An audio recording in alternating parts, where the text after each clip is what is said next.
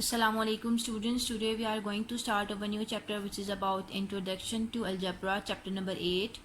Page number is 119. Okay, let's start from here. Sentences and statements. Okay, what is a sentence? A sentence is a set of words or symbols that conveys some meaning. Okay, अब sentence basically हमारे पास set of words है और symbols है जो हमें कुछ meaning convey कर रहे होते हैं, ठीक है. अब consider the following sentences. Number 1, the earth moves around the sun. Number 2, go on. Number 3, why are you so glad? Number 4, give me a pen. Number 5, a liquid flows from a lower level to a higher level. Number 6, 4 is less than 6. Number 7, 2 and 2 make 4. Number 8, 6 is greater than 8. Okay, out of the above, 8 sentences, 1, 6 and 7 are true. अब one sentence हमारे पास जो one sentence है वो कौन सा है? The earth moves around the sun. Obviously, ठीक है, आपको पता है कि जो हमारी अर्थ है वो सन के अराउंड रिवॉल्व कर रही होती है, ठीक है. एंड नंबर 6 क्या है? 4 इज लेस देन 6. ऑब्वियसली 4 हमारे पास जो है लेस देन 6 है. एंड 7 क्या है? 2 and 2 make 4. So these sentences are true. Sentences 5th and 8 are false. अब 5th sentence क्या? Liquid flows from a lower level to a higher level. False, because आपको पता है कि liquid जो है हमेशा higher level to lower level flow करता है, ठीक है. And number 8 is 6 is greater than 8. False, 6 is smaller than 8, ठीक है, greater than 8 नहीं. But sentences 2, 3 and 4 are neither true nor false. Okay, अब second sentence क्या था? Gone. Third sentence क्या है? Why are you so glad? And fourth sentence क्या है? Give me a pen. ठीक है, अब ये वो sentences है जो ना तो true है ना false है, ये just sentences है. All right. Okay, next is what is a statement? A sentence that is either true or false is known as a statement. Okay, वो sentence जो या तो true होगा या false होगा statement कहलाता है. सो स्टेटमेंट के लिए ज़रूरी है कि वो या तो ट्रू हो या फॉल्स हो, ठीक है, दोनों में से कोई ना कोई तो वो स्टेटमेंट होगी, ठीक है, या तो वो ट्रू होगी या फॉल्स होगी. The statement must be either true और फॉल्स बट नॉट बोथ और नीदर. ओके, अब यहाँ पे मेरे पास कुछ यहाँ पे सेंटेंसेस गिवन है. Consider the following sentences. First is he is the president of the sun club.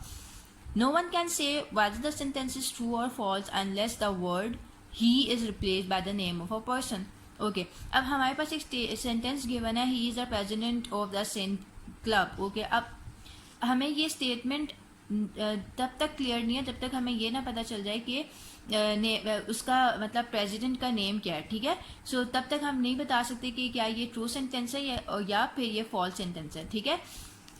Second is the book is too long. Which book? Book का नेम तो नहीं गिवन ना, सो हम ये भी नहीं बता सकते कि इट्स अ ट्रू सेंटेंस और फॉल्स. सो थर्ड क्या है? This winter is too cold for Lahore. अब ये भी नहीं बताया कि किस विंटर की बात हो रही है. Such sentences are called open statements, ठीक है, वो सेंटेंसेस जिसमें मतलब हमें स्टेटमेंट जो है फॉरन से हम लोग उस स्टेटमेंट को पढ़ के ये नहीं बता सकते कि क्या वो ट्रू है या क्या वो फॉल्स है, बिकॉज इसमें हमें पूरी इन्फॉर्मेशन नहीं गिवन होती. उन स्टेटमेंट्स को हम ओपन स्टेटमेंट्स बोलते हैं, ठीक है. So what is an open statement? In an open statement it is not immediately known whether the statement is true or false because not all the information is available. वही बात मैंने आपको बताई कि ओपन स्टेटमेंट क्या होती है. उस स्टेटमेंट को पढ़ते साथ ही हम फॉरन से नहीं बता सकते कि क्या ये ट्रू स्टेटमेंट है और फॉल्स स्टेटमेंट है, बिकॉज हमें सारी इन्फॉर्मेशन नहीं गिवन होती, ठीक है. तो उन स्टेटमेंट्स को हम क्या कहते हैं? Open statement. अब हम यहाँ पे हमारे पास कुछ सेंटेंसेस गिवन है. Examine the following sentences. अब now look at this. If the box is replace with different numbers. For example, अब अगर हम इस बॉक्स को रिप्लेस कर दें विद डिफरेंट नंबर्स, ठीक है, तो हम देखते हैं कि उसका इम्पैक्ट उस सेंटेंस पे क्या पड़ता है, ठीक है, क्या वो फॉल्स होगा क्या ट्रू होगा, ठीक है. अब यहाँ पे मैंने फर्स्ट ऑफ ऑल यहाँ पे बुक पे जो है रिप्लेस हुआ हुआ है ये बॉक्स बाई 2, ठीक है. तो 3 + 2 = 7. This statement is false because 3 + 2 = 5 होता है, ठीक है.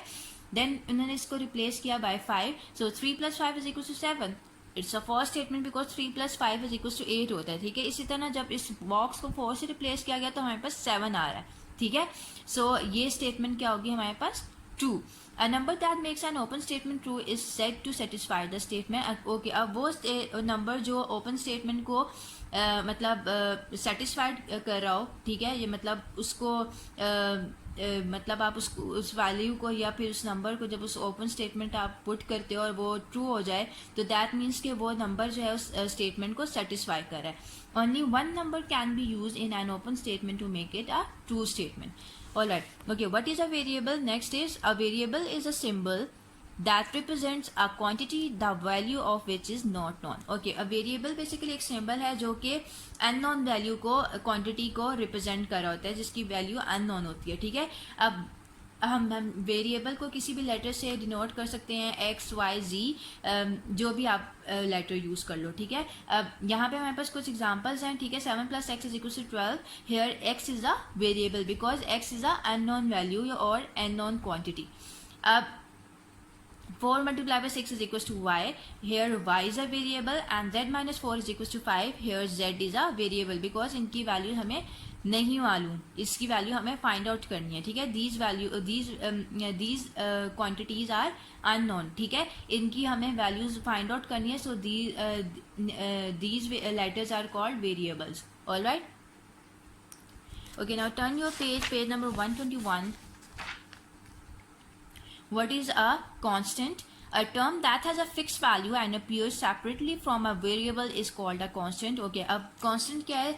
Constant की हमारे पास fixed value होती है जो कि variable से बिल्कुल separately मतलब lie कर रही होती है. ठीक है. variable के साथ उसकी मतलब constant lie नहीं करता होता. उसकी constant की हमेशा fixed value होती है. For example, कोई भी मेरे पास एक इक्वेशन है, मैं आपको कोई भी एग्जांपल दे देती हूँ, like 2x + y = 12. Here 12 is a constant because इसकी एक फिक्स वैल्यू और इसके साथ कोई वेरिएबल भी अपीयर नहीं हो रहा. ठीक है. सो ये जो है 12 क्या है हमारे पास, एक कांस्टेंट है. अब नेक्स्ट क्या है, algebraic expression. What is algebraic expression?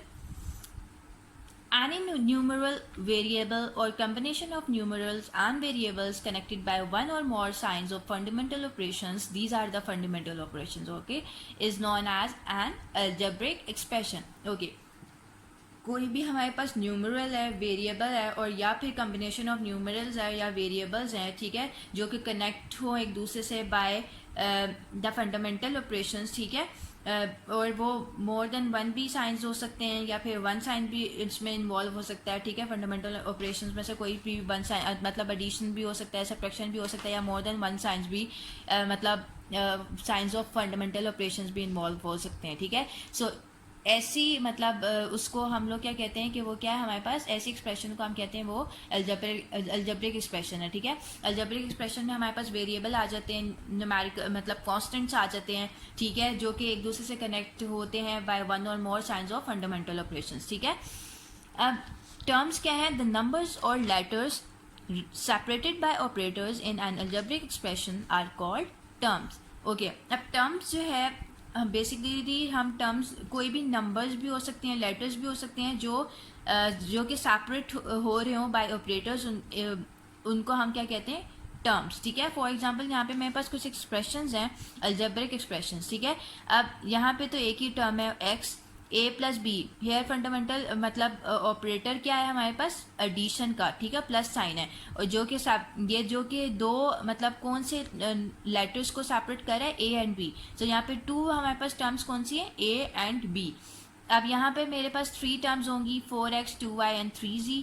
मतलब मेरे इसको करेक्ट कर लें, यहाँ पे टर्म्स जो है यहाँ पे 4x 2y एंड 3z है. ठीक है. -3z है. ठीक है. यहाँ पे x y z नहीं है, यहाँ पे जो टर्म्स आ रही हैं 4x है, 2y एंड -3z है. ऑलराइट. इसी तरह यहाँ पे a + bc है. इसकी जो टर्म्स हैं वो क्या है, एक तो a टर्म है और एक bc है. इसी तरह 2c - 3x² है, एक टर्म 2c है और एक -3x² है. ठीक है. सो ये मेरे पास टर्म्स आ रही हैं, इसको आप लोग करेक्ट कर लो. Next is coefficient. The symbol or number appearing before the variable used in algebraic term is called its coefficient. Okay, coefficient हमेशा जो है वेरिएबल से पहले अपीयर हो रहा होता है. ठीक है. अब फॉर एग्जांपल यहाँ पे मेरे पास एग्जांपल है 2xy है. ये एक अलजेब्रिक टर्म है ना. ठीक है. सो यहाँ पे xy मेरे पास एक वेरिएबल है और उससे पहले मेरे पास एक नंबर मतलब लाई कर रहा है which is 2. So here 2 is the coefficient of xy. इसी तरह in -7 abc -7 is the coefficient of A B C, ठीक है। मतलब जो नंबर हमारे पास अपीयर हो रहा होता है बिफोर द वेरिएबल, ठीक है, अलजेब्रिक टर्म में, उसको हम क्या कहते हैं, coefficient. Alright, now turn your page, page number is 122. What is a like term?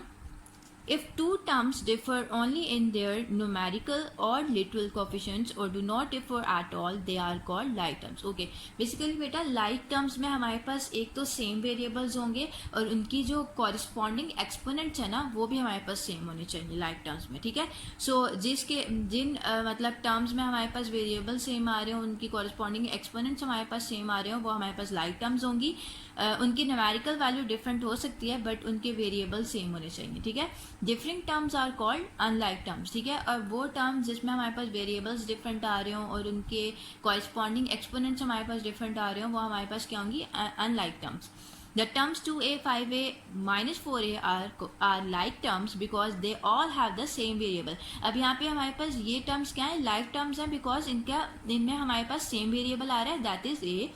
The terms xy, -yx and 3xy are like terms because they have the same variable. अब ये हमारे पास like terms है because इसमें हमारे पास same variable आ रहा है, that is xy. But 2ab, -4bc, ac are unlike terms because they have different variables. अब ये जो terms हैं ये हमारे पास unlike terms हैं because आपने इसमें देखा है कि हमारे पास different variables आ रहे हैं, एक में ab आ रहा है, एक में bc आ रहा है, एक में ac आ रहा है. So these terms are unlike terms. So इस तरह आप लोग easily बता सकते हो कि कौन सी term हमारे पास like terms हैं, which one are unlike terms. Alright, okay students, so we are done with this topic. Inshallah we will start our new topic in the next session. Till then, Allah Hafiz.